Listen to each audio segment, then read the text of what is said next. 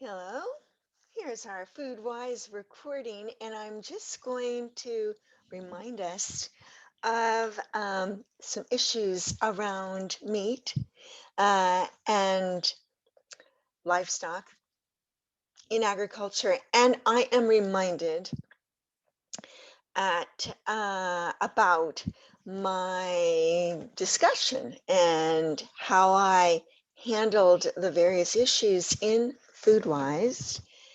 Being at via Zoom the annual agriculture conference at the Gotheanum in Dornach, Switzerland.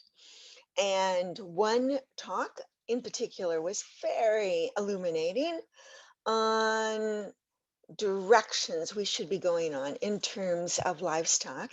And that was delivered by Adrian Muller, um, who's also associated with Fibble, close to Dornach, Switzerland. And I'm going to talk about his work a little bit more. So from Foodwise, meat, page 43, meat farming and meat consumption invite many questions. Is meat farming eating sustainable? Does meat farming cause disproportionate levels of global warming? Does the rearing of animals for meat deprive wild animals of habitat and the world of wilderness? For most of us, eating meat means eating confinement raised livestock, at least in terms of their finishing. Are the animals raised and processed humanely? Is killing animals, mostly two and four-legged ones, but also fish and shellfish, ethical?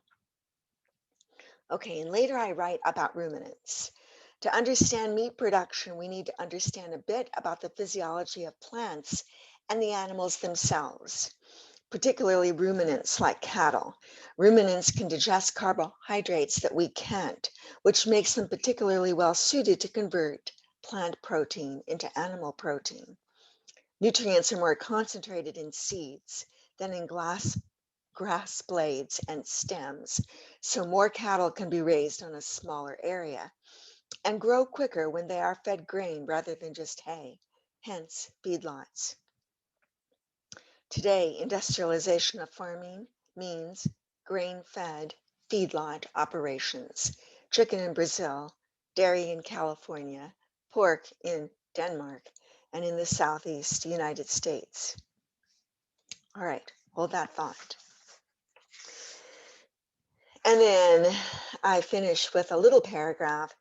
Part of the meat conundrum is the high demand we create. In the United States, we eat a lot of meat, an estimated 222 pounds of red meat and poultry per person in 2018, up from the previous several years and a new record. We want a lot of meat and we want it cheap. And that's just it. We want a lot of meat. And so with my students, frequently the question is meat, no meat. And usually the value laden, ethical, moral dimensions of those paths. But really, what is needed is to look a little bit more seriously at all the dimensions of our food supply, and in particular, the demand for certain products. And so this is where I refer to the guest lecture that I heard, and he is with Fibble, and some of his papers that are very well worth looking at, and I'll include a link to his website, have to do with carbon sequestration in soils, potentials and limits to quantify requirements for incentive programs, local ecosystem dynamics, understanding and improving sustainability of agroecological farming systems, but also a fact sheet on synergies and conflicts of biodiversity support measures, multi-species swards, and multiple scale strategies for grassland-based ruminant production systems And those articles about the grassland-based ruminant production systems are particularly interesting. And so some of what I would encourage us to look at in his work has to do with the grass-fed ruminant systems. And what about smaller systems? And we've talked about the different scales, regional scale, household scale, national, global scale of food production. And what is the relationship between scale of production and reducing waste? He talks about really lowering the amount of concentrates and what effect that has actually on greenhouse gas emissions from ruminants.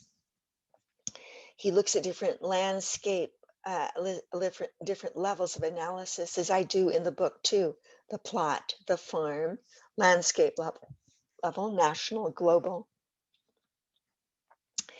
He says we shouldn't be talking about climate change adaptation, climate change mitigation as much as adaptation. He says that all systems, organic and otherwise, forests in particular, support diversity and soil health, but those that do tend to be less productive, but also with less waste. So organic may not be so stable in yields, but it does build diversity at different levels in the ecosystem. So he sees as challenges nitrogen availability, plant protection, and protein supply. And we've discussed this some with organic systems, but these are exactly what we spot on in terms of what we need to be talking about. And his articles get us to how we start this transformation. What do we mean by sustainable communities, and what is the role of naturalness in them? And how do we reach those not very interested in food and sustainability and climate change? The entire conference at the Gotheanum is entitled Breathing with the Climate Crisis and What We Can Do About It.